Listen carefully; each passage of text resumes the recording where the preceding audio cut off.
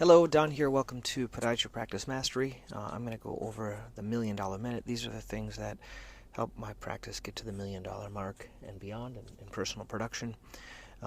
If you are listening to this, there continues to increase more listeners. Please share it with others if you find it beneficial.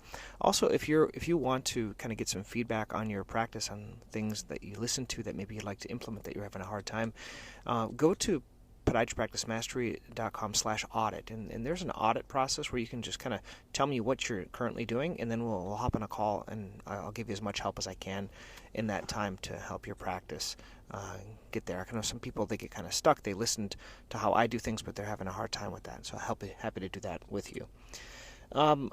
Yesterday, or I'm recording this on a Thursday, this is the Thursday, it was a patient day. I started at 11 because in the morning I did one of my most favorite things. I did a talk in the community.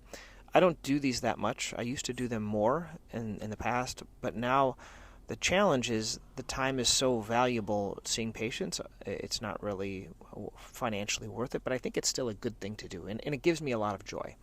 So there's a Shrewsbury men's club, and so I'm going to post the recording of it so you can kind of hear what I talked about. There's a men's club. It's at the senior center, so everyone was like, it's like my routine day. Everyone was like 80 years old with gray hair.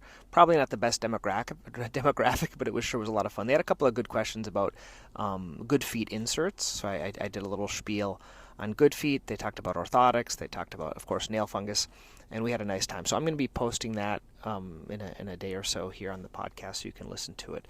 That was something that was fun. Another cool thing is I've been playing around, and some people, when they talk about me, they say, Don's like this tech guru.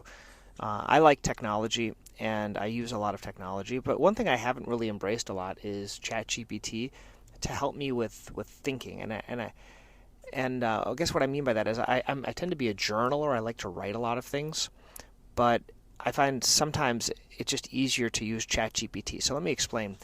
I'm trying to kind of noodle out this idea or think about this idea about using a practice rep. I don't have one. I wanted to have it, but I need to convince my partners. So what I did is I did a kind of a discussion in ChatGPT. I said, okay, give me the ideas, pros and cons, or a SWOT, strengths, weaknesses, opportunities, and threats to have a practice rep. Give me the wording that I would use in a post in Indeed. And I kind of did this whole conversation within ChatGPT, and it's really great. And it's something that I can almost print out or email to my partners, and I pretty much put a plausible cause of having this for our practice. So if you want to see mine, just shoot me an email, don@podiatrypracticemastery.com. There's a way I can email that to you from ChatGPT. If you want to just do it on your own, just open up ChatGPT. The cool thing about ChatGPT these days is it'll remember what you're learning or what you're talking about, and each individual discussion is separate. So I can go back to that discussion and ask more questions based on that discussion, but it'll also take different ideas that I've talked about in the past and include them in whatever I'm asking. So there's some learned memory to that. Okay. First patient of the day, this is the 11 a.m., so it was a follow-up nail fungus, doing much better, so this is a simple office visit. Next patient was a guy that I'm going to be doing surgery. I did an elevational osteotomy on the third metatarsal for a very bad, painful callus on the other side. Now I'm going to be doing this side, and he also had an overlapping second toe and a bunion. He was wearing his orthotics, but his shoes weren't flexible enough on the top, caused a little ulcer on the top.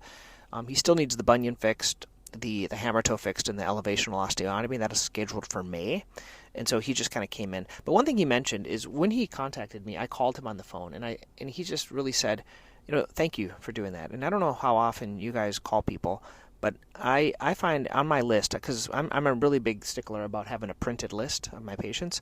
I do this with this printed list. I do my $1 Million Minute. I'm just looking at it right now. I write my notes, and I circle the ones that I want to call the next day, either myself or my staff, because I think patients really appreciate that. Even if I was starting out again, what I would do is every patient I did a procedure on, I would call. Because I just think it's the right thing to do, and they're wowed because no doctor calls them. So I always call before surgery, the day before, and the day after. I know most of us do that, but kind of doing that just sets you apart.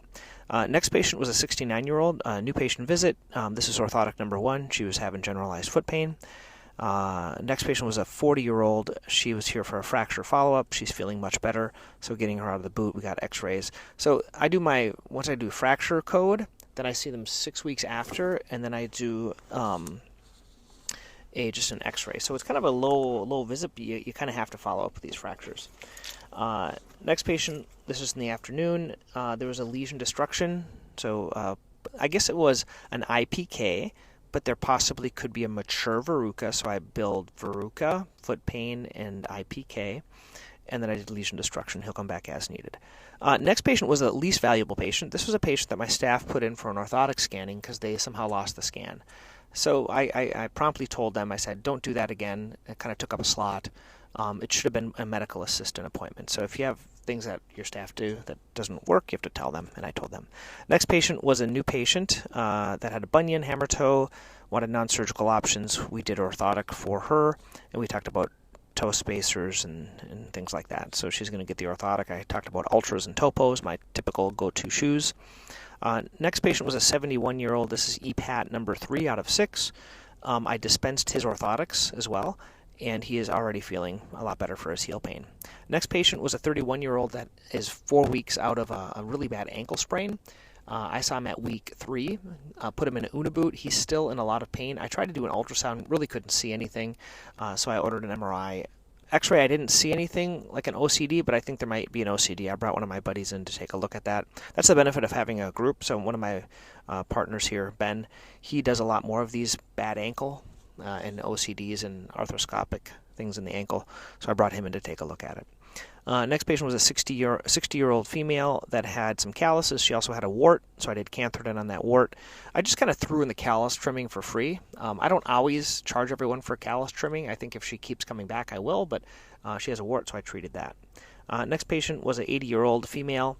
Her nail sample actually came back negative, but she was still concerned about her fungus, and so I did my nail fungus kit for her with the terbinafine and everything else, the Shoes app. Next patient was an orthotic follow-up. He still has third met head pain. Doing better with the orthotics. He wants to give it more time. So I said, okay, let's give it 2 months. If it's still not better, then I recommended Shockwave for that. I find that helps. He has some swelling around that third metatarsal head. And then the last patient was Lamisil number 1, so they got the whole kit for Lamisil. This was a new patient. Once again, I gave him the option. I said, hey, we can do a nail sample. They'll charge your insurance for that. I'll see you back in 3 weeks. It'll delay everything by 3 weeks, or we can just jump into it. He was happy to just jump into the whole process. So I'm finding more and more when I give that option, patients are just wanting to get going on the treatment. So once again, hope this was beneficial for you. If you are having a hard time implementing some of these things, you think it would be cool, do the practice audit. Once you do that, I know you're serious, and then I will be happy to get on a call with you and walk you through any of your trouble areas. Okay, thanks.